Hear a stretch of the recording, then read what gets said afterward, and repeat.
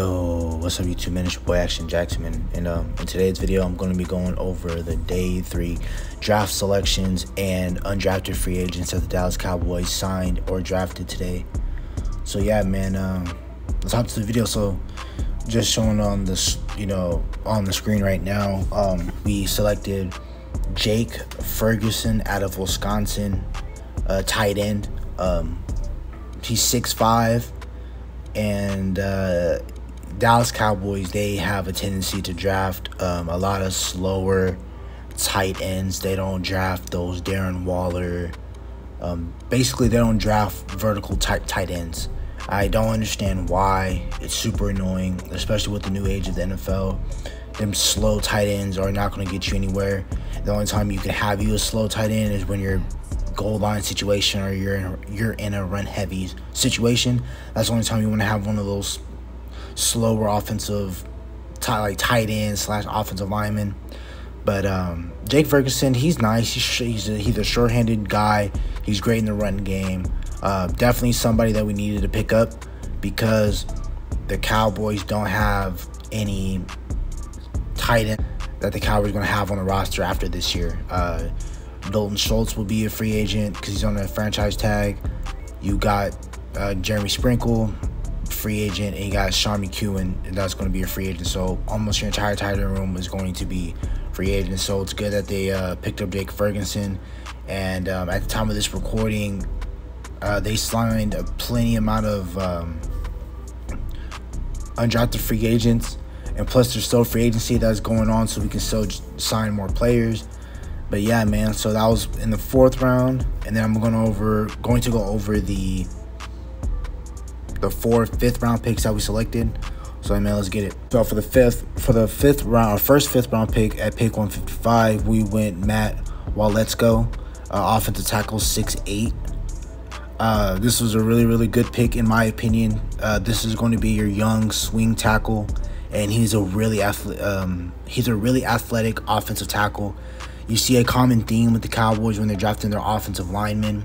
They're getting them tall, physical, and that's what you need in the NFL. You need physical people. So getting a 6'8" tackle, that's the developmental guy. Definitely love this pick because a lot of these draft picks that I'm going over, a lot of these guys are developmental projects, and these are guys that the Cowboys will hopefully develop in the right way, so that's where they can potentially be something. And like I said in videos prior, I feel like the Cowboys are looking at the 2023 season, because I believe if Mike McCarthy doesn't get us to a Super Bowl or an NFC Championship game, that's what I'm believing what the Joneses see in their eyes. If he does not take us to one of those 2 destinations, he will be gone, and Sean Payton will be a Dallas Cowboy head coach. Hopefully he is. If he's not, then we're going to be SOL. Then we just would have lost a pretty decent head coach in my opinion. And then we're probably going out there to go look for another big name guy. So, yeah. So that's Matt. Well, let's go, man. And let's go over our other 5th round pick. We picked Deron Bland, a cornerback, 6'2", out of Fresno State. I really like this pick. This was a what everyone else says in the Cowboy community. This is a Dan Quinn special, 6'2". He's a 4'3", 4'4" guy. Really athletic, lengthy at 6'2". This is definitely somebody that will see the field. Maybe special teams, but you can kind of see the direction the Cowboys are going. Anthony Brown. If we cut Anthony Brown, we can save some cap space, but I think we're going to have an entire new cornerback room coming in pretty soon. And I don't know what the Dallas Cowboys are going to do when it comes to paying guys. Dak Prescott's our highest paid guy. I'll talk about Ezekiel Elliott and what the Joneses said in a press conference about him in the running back room in a minute. But Dak Prescott's your highest paid guy. CeeDee Lamb is next in line. So is Trevon Diggs and Michael Parsons. I saw a tweet on Twitter not that long ago. I forgot the person who tweeted it, but he made perfect sense. And I don't think the Cowboys are going to be able to keep us as the Cowboys won't be able to keep him, but a good franchise like the Ravens or the Chiefs or the Steelers, they would find ways to keep all four. But I don't think the Cowboys are going to be able to keep all four guys like CeeDee Lamb, Dak Prescott, Trevon Diggs, and Michael Parsons. I find that really hard to believe. But DaRon Bland is another corner that I believe will be able to come in here and step up. We drafted Nahshon Wright last year, who's 6'4". We got Kelvin Joseph, Bossman Fat. He's 6'1", 6'2". And, of course, we got Trevon Diggs, 6'1". So we have great length and size at the cornerback room right now. And I love this pick out of Fresno State, DaRon Bland. So this is definitely going to be your special teams guy. I believe most of the guys on this roster that we drafted will be on the team. So let's go over our third selected pick in the 5th round. Our third selected pick in the 5th round was Damone Clark, 6'2", out of LSU. He has really potential. This is a 2023 type pick. Damone Clark played with Jabril. He played with Jabril last year. He's really, really great. He led the nation. He was second in the nation of tackles, and then he had, tackles don't really mean much, but tackles don't mean much if you're getting them up the field instead of if you're disrupting shooting gaps, tackles for losses, you're tackling at the line of scrimmage and they're not gaining much yards on you. Those are great tackles.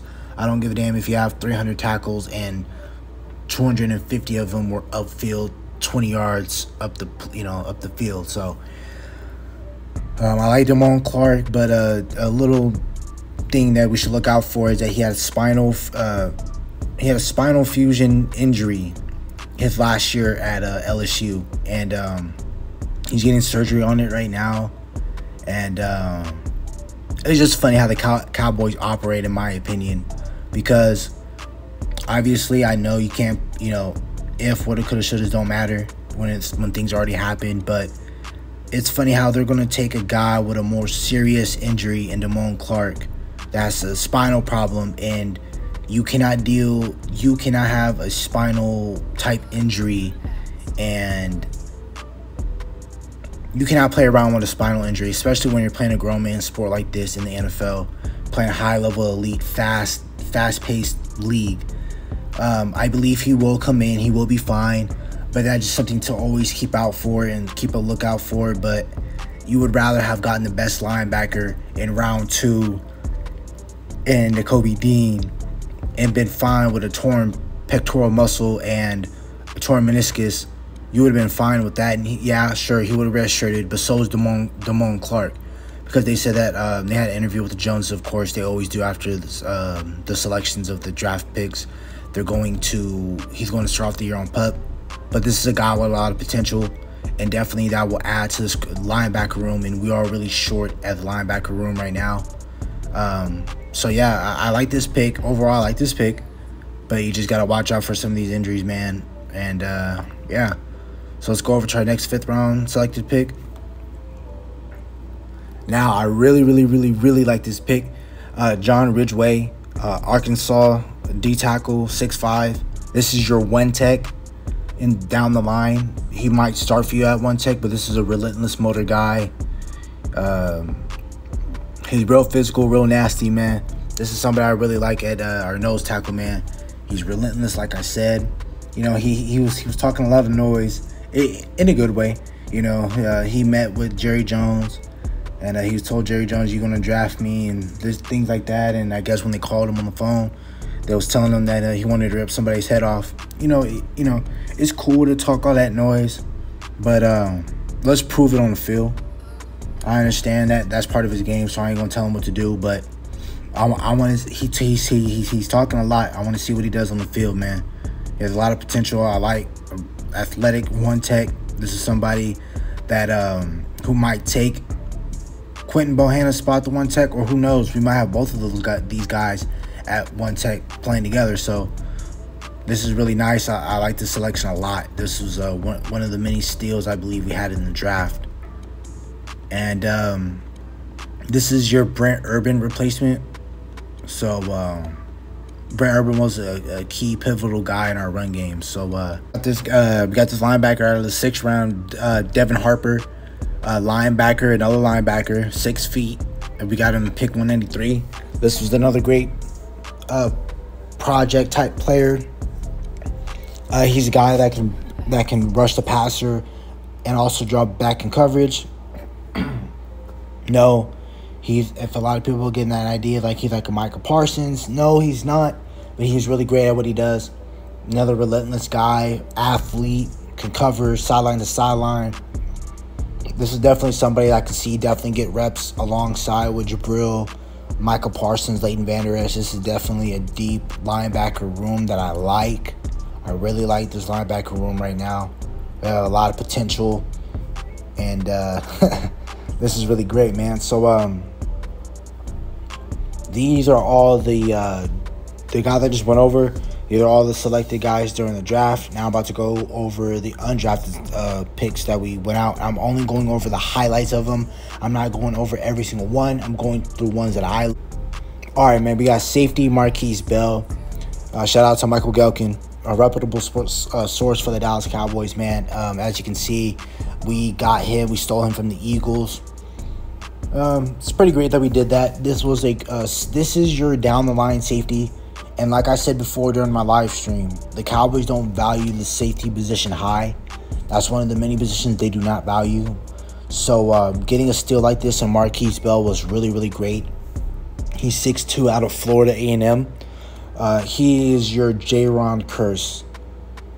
He's a more athletic Jayron Kearse, 6'2". He's a little bit shorter than Jayron Kearse, but hey, this is definitely a guy that you can definitely see getting rotational minutes. But now the safety room is a bit more deep now because, and also you gotta look out for the safety room. You gotta see if Malik Hooker does what he did towards the latter part of the year last year, because he became one of our better safeties last year. He does that for these next 2 years. The Cowboys will extend him. But Malik Hooker is on a 2-year deal. Jayron Kearse is on a 2-year deal. And both of those deals, the Cowboys, they can get out of those in their second year in case they're not playing up to the contract, whatever the Jones may seem fit. If they want to move on, they can. Donovan Wilson will be a free agent next year. And it's time for the Cowboys to... they already did great adding Jayron Kearse and adding Malik Hooker. But now you want to add more depth into that safety room. You still have... Israel Mukuamu that you had at corner, transition him to safety. Now you got Marquise Bell, which is a really great guy that I wanted the Cowboys to draft. But hey, great that we got him in the undrafted market or whatever. So yeah, this is a really good guy that I can definitely see get playing time down the line. So that's one of our many selections undrafted that I like. Let's go over the next one. All right, man, we picked center Alex Lindstrom. This is another really, really great pick that I like. Alex Lindstrom has a brother that plays for the Falcons, and Brian Lindstrom, I want to say. Some of you guys may know him, but Alex Lindstrom is a really physical center coming out of Boston College. This is another great guy. This is another great guy. I love this pick that we got. I love our undrafted free agents. I love what we did. So this is a 3-man race at the center position. Now, if you look at the next draft class that's up for a contract is the 2020 draft. So that's your Joe Burrows, your Chase Youngs, Justin Herbert, CeeDee Lamb. Like, that is the time for those guys to get paid. And Diggs and CeeDee Lamb are going to be getting paid. And now you want to see, and then who also was part of that draft is now our center, Tyler Biadasz. And you got to see whether or not are the Cowboys going to extend him, or are the Cowboys just going to let him go and have Matt Farnark that we drafted last year in the 7th round either start if we don't sign him to a big contract, or not big contract, but if we don't extend him. And Alex Lindstrom is another guy, a true center that can potentially give Tyler Biadasz a run for his money. This is another great pick that I like. And let's go into our other undrafted free agent signing, most likely going to be our last one of the video. All right, man. So we got this Texas Tech kicker, Jonathan Garibay. You guys probably know him for kicking that 62 game winner. He played for Iowa State. Now you look at his stats. He went 15 of 16 on field goal tries. Oh my bad. He played for Texas Tech, but he beat Iowa State with a 62-yarder. He was 49 of 50 on PATs. The Bengals and a lot of other teams showed you, but the Bengals was definitely one of them, because every single time that they won a playoff game, it was due to a last-second field goal. You know, they kept tweeting, that's why you draft a kicker. That's why you draft a kicker. And I think Dallas Cowboys were looking at the playoffs, and they were like, we do need to go get a young kicker. And they did. And as you look at this kid, he has a big leg, and he's accurate. That's what we need, man. Greg the Leg, whatever. You know, Greg Zuerlein, I'm not even calling him Greg Leg anymore. But Greg Zuerlein costed us, obviously, week 1. That was when a lot of Cowboy fans were mad, and they wanted him cut, deservingly so. He missed kicks, and he missed a lot of kicks, man. He missed kicks. He was so inconsistent. He had a lot of injuries, and he was super horrible to start off the season.